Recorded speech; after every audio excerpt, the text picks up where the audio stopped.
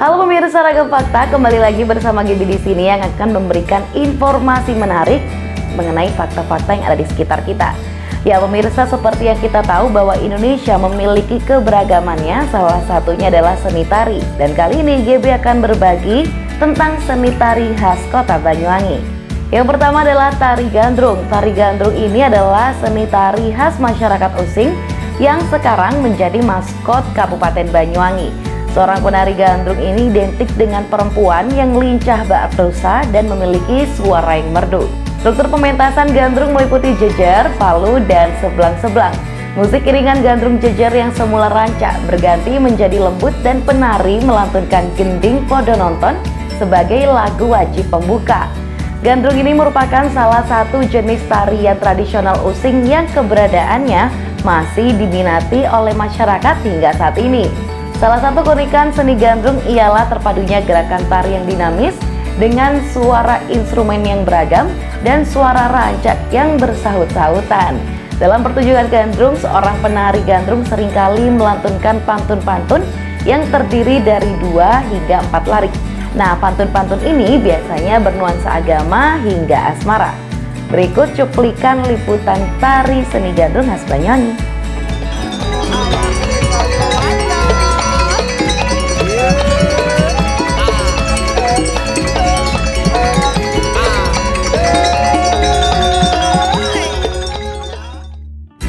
Ya pemirsa, yang kedua ada namanya tari seblang nih. Seni tari seblang merupakan tarian sakral yang berkaitan dengan upacara magis untuk mendatangkan roh halus, roh leluhur atau hyang. Nah, jenis tari ini adalah tari yang terdapat di desa Olehsari dan Bakungan, Kecamatan Gelagah, Kabupaten Banyuwangi. Ya, pemirsa, tari ini diperkirakan sebagai peninggalan kebudayaan pra-Hindu yang sampai sekarang masih hidup dan tetap dilestarikan. Tari seblang ini adalah tarian yang diiringi oleh gamelan dan dilakukan oleh seorang penari dalam keadaan kejiman atau tidak sadarkan diri. Nah, karena kerasukan atau kesurupan roh halus, roh leluhur, atau hyang. Jadi tarian ini merupakan sarana pemujaan terhadap roh halus, baik roh yang bersifat baik maupun roh yang bersifat tidak baik. Gerakan-gerakan yang ada di tari seblang ini merupakan gerakan tarian roh yang merasuk ke wadah penari. Ciri-ciri dari gerakannya adalah dilakukan dengan ritme yang biasanya itu monoton. Pementasan seni tari ini hanya dilaksanakan sekali dalam setahun, yaitu setiap tanggal 1 Suro bertepatan dengan dilaksanakannya upacara bersih desa atau selamatan desa. Ya, jadi bila pementasan tari seblang ini tidak dilaksanakan oleh masyarakat, maka dipercaya bahwa itu akan mendatangkan malapetaka bagi masyarakat sendiri. Atas petunjuk roh halus, pada saat ini pementasan tari seblang dilaksanakan pada setiap hari raya Syawal, yaitu 3 atau 4 hari sesudahnya. Jadi pementasan tari seblang dimulai pukul 13.00 sampai dengan pukul 16.00 selama 1 minggu. Berikut kita saksikan bersama kemagisan tari seblang sendiri.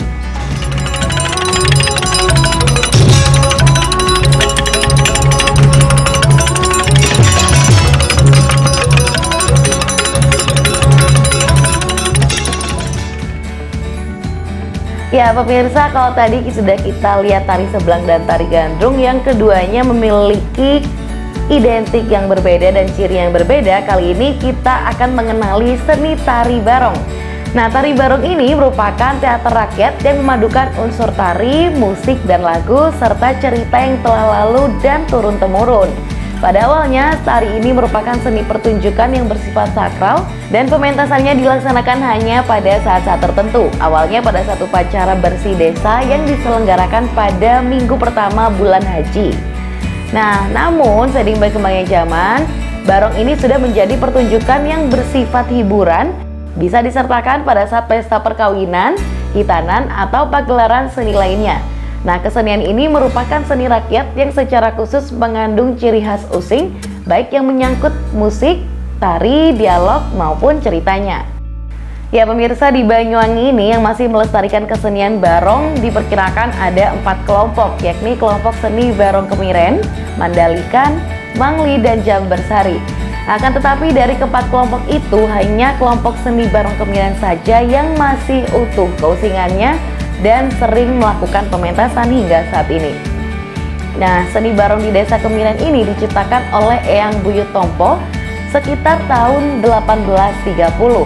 Pada saat itu, pertunjukan seblang dimainkan oleh Mbah Sapua. Ketika penari seblang kesurupan, terjadilah dialog dengan Eyang Buyut Tompo agar pementasan seblang ini dipindah ke desa-desa, yakni yang sekarang menjadi Desa Olesari, sedangkan Desa Kemiren dipentaskan seni barong. Sejak saat itu, ketentuan yang harus dipegang teguh oleh masyarakat, yakni masyarakat Desa Olesari, tidak boleh memainkan kesenian tari barong. Seni barong yang diciptakan Buyut Tompo ini didasari oleh leluhur masyarakat Kemiren. Eyang Buyut Cili yaitu tokoh yang diinfokan dan dianggap sebagai danyang atau penjaga dari Desa Kemiren sendiri.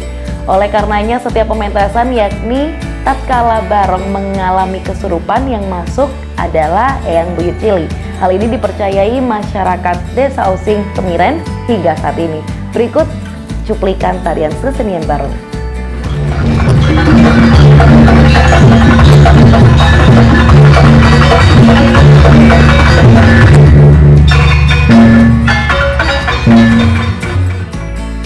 Ya pemirsa Ragam Fakta, kalau tadi kita udah bahas seni tari barong dengan begitu sakralnya, dengan ada leluhur mereka yang mengiringi dan menginformasikan mungkin hal-hal baik yang harus masyarakat Desa Using Kemiren ini lakukan.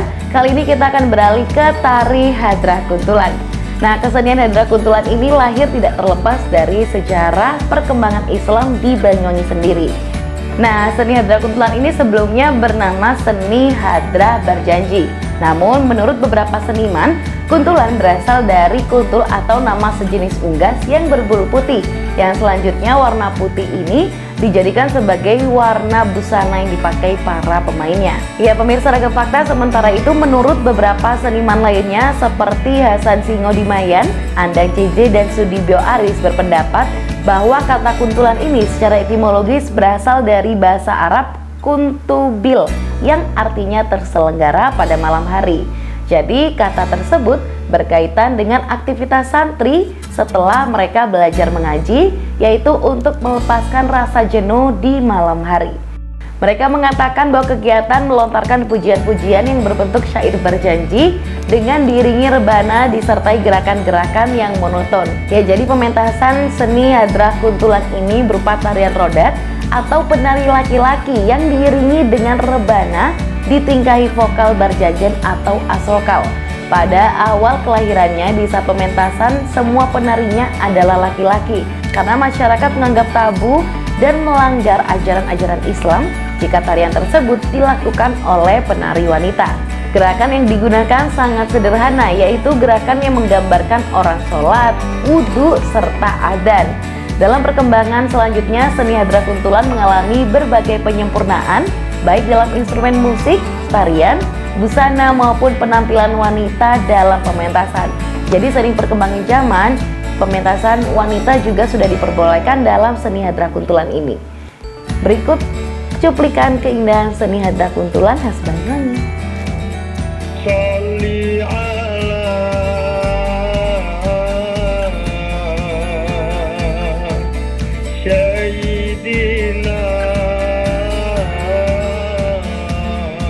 Ya pemirsa Ragam Fakta, informasi selanjutnya adalah tari Padang Ulan. Masyarakat Banyuwangi memiliki sifat yang ceria, baik dalam permainan maupun dalam kesenian. Ketika bulan purnama atau Padang Ulan antara tanggal 13 sampai 17 pada bulan Jawa, kaum muda mengadakan permainan di perkampungan-perkampungan maupun di pantai, baik secara berkelompok maupun berpasangan. Ini dimanfaatkan untuk bersenang-senang saja atau untuk mencari jodoh. Situasi seperti inilah yang akhirnya memberikan inspirasi kepada para seniman Banyuwangi untuk menciptakan lagu-lagu, gending, dan tari Padang Ulan atau saat terang bulan sesuai dengan situasi yang melatar belakanginya. Maka tari Padang Ulan sendiri memiliki ciri-ciri khas lincah, gembira, dan sedikit erotis. Berikut cuplikan tari Padang Ulan.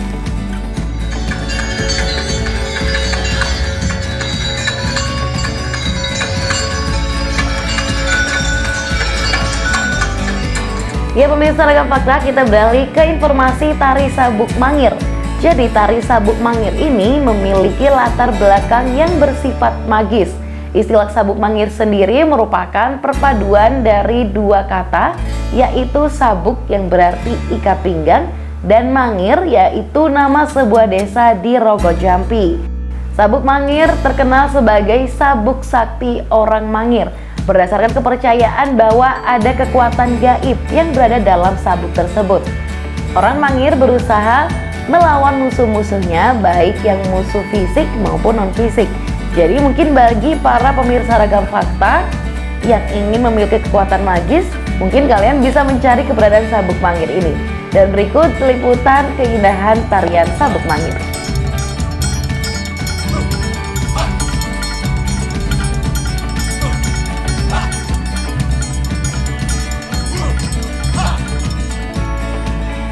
Ya pemirsa, beralih ke informasi selanjutnya, ada tari puputan Bayu. Siapa nih yang udah tahu tari puputan Bayu? Nah, lengkapnya GB akan kasih informasinya. Jadi, tari puputan Bayu ini berlatar belakang dari tarian sebuah cerita perjuangan seorang wanita bernama Sayu Wiwit yang berperang melawan Belanda atau VOC pada zaman dahulu. Jadi, Sayu Wiwit ini mengorganisir para pemuda di zamannya dalam sebuah pasukan wanita yang disegani oleh kawan maupun sang lawan. Pasukan wanita yang dipimpin oleh Sri Kandi Sayu Wiwit ini berhasil melakukan perlawanan terhadap VOC dengan perang puputan. Jadi perang puputan adalah perang habis-habisan yang menimbulkan banyak sekali korban, baik di pihak lawan maupun di pihak Sayu Wiwit. Namun perang puputan di desa Bayu inilah yang akhirnya menjadi inspirasi terciptanya tari puputan. Dan berikut cuplikannya.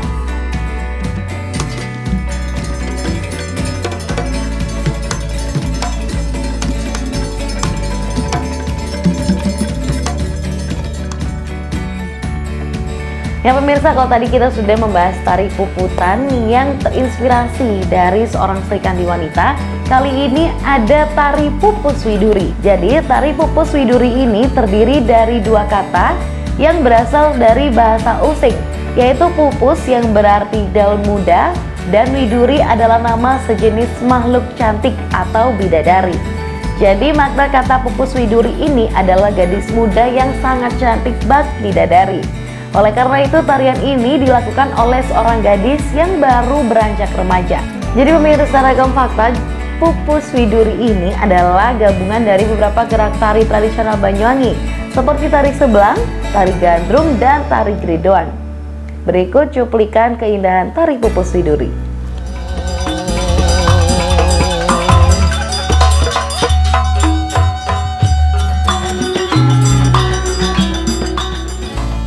Ya pemirsa Ragam Fakta, informasi selanjutnya datang dari tari Ketir Wadon. Ketir Wadon adalah sebuah tari yang diilhami oleh kegiatan burung-burung pipit yang lincah, bebas dan berkeliaran di udara mencari makan di mana-mana tanpa ada yang menghalangi. Mereka berterbangan di udara hingga di atas pohon, bermain di telaga bening, berjemur di panas matahari sambil bercengkrama. Namun malangnya karena seekor dari mereka jatuh dipanah oleh para pemburu yang jahil, sehingga ia ditinggal pergi oleh teman-temannya yang lari ketakutan dan mencari dunia yang bebas dan aman. Berikut cuplikan keindahan tari Ketir Wadon. Lempar melayang beriakan.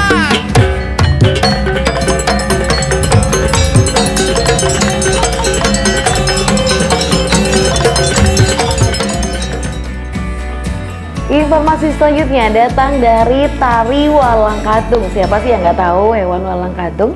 Jadi tari Walang Kadung ini adalah salah satu seni tradisional daerah Banyuwangi yang penciptaannya berdasarkan pengalaman atau pengamatan terhadap kehidupan walang kadung di pohon-pohon atau dedaunan. Nah, walang kadung ini merupakan jenis serangga yang biasa hidup di daun-daun muda pohon jambu batu. Serangga ini jika diperhatikan memiliki gerakan yang sangat menarik, terutama pada kaki depannya. Kaki belakang yang panjang tidak pernah diam, kepalanya yang tidak pernah tunduk, serta matanya yang selalu terbelalak. Berikut kita lihat aksi kelucuan dari tari walang kadung.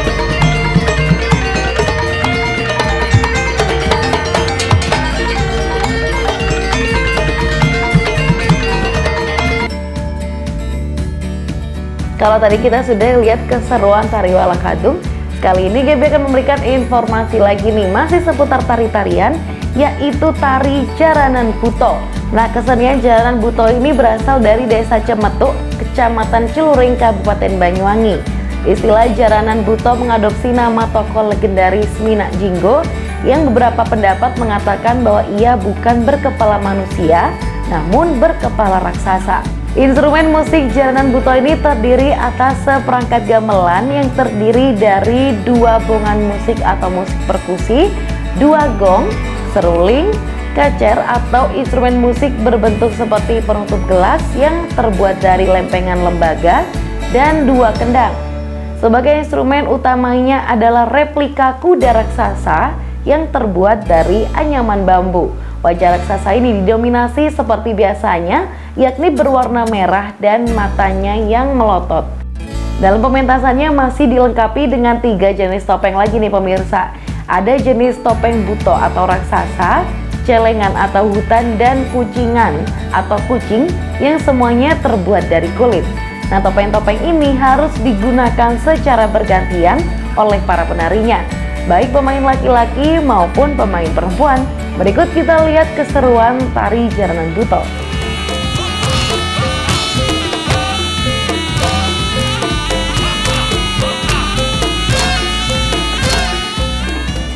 Informasi seni tari terakhir adalah tari campur sari. Jadi tari kesenian campur sari ini disebut juga kesenian moco naskah atau baca naskah, yang merupakan lahirnya dari seni pertunjukan yang kemudian dinamai seni campur sari. Pementasan diawali dengan mocoan pacul goang berupa pembacaan naskah lontar berbahasa Jawa kuno dan Jawa Pertengahan yang berisi riwayat Nabi Yusuf. Pembacaan naskah lontar ini dilakukan secara ritmis dan tunduk terhadap aturan panjang pendek vokal, pupu atau bait nama tembang yang dilakukan. Nah, pada umumnya pupu yang digunakan adalah pupu mocopat yang berasal dari tradisi Jawa, seperti dandang gula, kanti, pucung, sinom, dan asmaradana. Seusai pembacaan naskah lontar, pertunjukan dilanjutkan dengan atraksi penampilan jenis kesenian lain seperti kuntulan, janger, gandrung, rengganis, jinggoan, tarian daerah, kendang kempul, lawak, dan dangdutan. Satu genre kesenian yang tidak masuk dalam paket campur sari ini adalah kesenian barongan. Dan berikut kita saksikan keseruan tari campur sari.